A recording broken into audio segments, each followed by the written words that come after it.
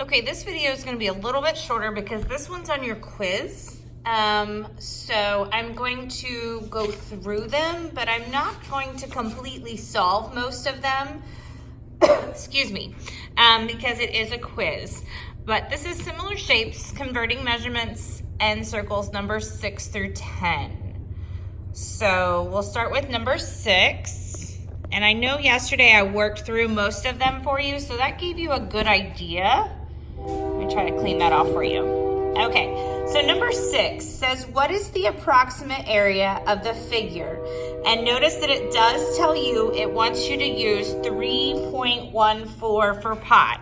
So you are going to use 3.14 for pi. Okay? Oh, looks a little fuzzy there.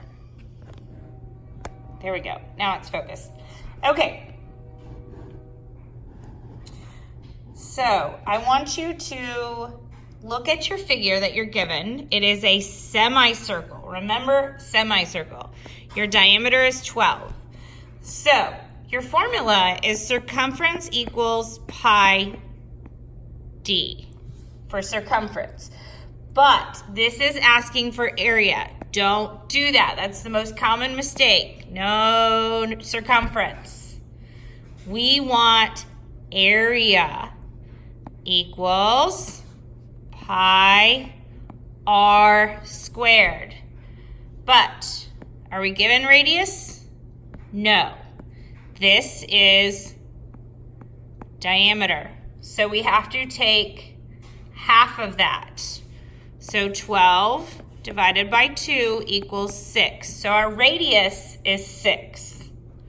So we have A equals 3.14 times 6 squared. Now, I'm going to move to a different page, or here, I'll move over to the side. So I have area equals 3.14 times 6 squared. Now, this would be if that was a whole circle, but I only have half of that circle. So I need to divide this by 2. So area equals 3.14 times 6 times 6. Because remember, squared is that number times 2 divided by 2. Solve that and you will have your answer. Okay, moving on to number 7. Number 7 says, Chloe is 5 feet 4 inches tall. There are 2.54 centimeters in 1 inch. What is Chloe's height in centimeters? So 5 feet 4 inches. First of all, you have to convert this, needs to be in inches. Okay, so you have to convert it to inches. So 5 times 12. And I'm going to rewrite that as like this. 5 times 2 is 10. 5 times 1 is 5. Plus 1 is 6. So we have 64 inches total. So now we know that she's 64 inches, but it's not asking for inches. It's asking me for centimeters. So I have to take 2.54 centimeters times 64 inches, and that will give you your answer. Again, this is for number 7.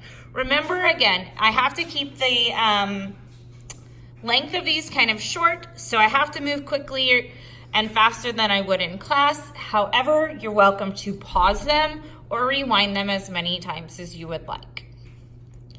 Moving on to number 8. It says, what is the approximate area of the circle? So again, we have a circle. This time we are given radius. So we're going to use area equals pi r squared. Area equals, now it doesn't tell us if we're going to use 3.14 or 3. So I'm going to go ahead and use 3 because it does say approximate. So 3 times 10 squared.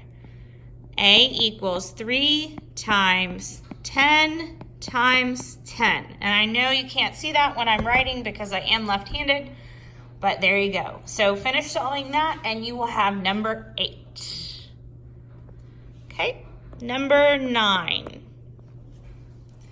It says the base of the two similar triangular prisms shown below are equilateral triangles. What is the value of x, an edge length on the larger prism in centimeters? So here we go, our famous box and tail. Big and small. So our x happens to be on our big, and the corresponding side to the big x is 11.2. So the other sides that we are going to use for our measurements in the big would be 7, and in the small would be 2.8. So now we're going to multiply.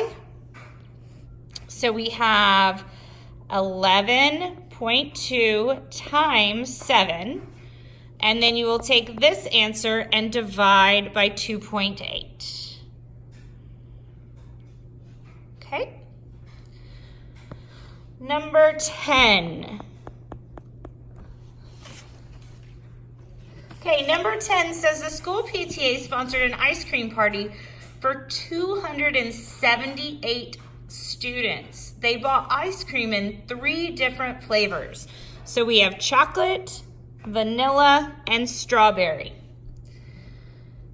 Then they have 2 types of toppings. They get to have nuts or fudge. So I have nuts or fudge, nuts or fudge, nuts or fudge.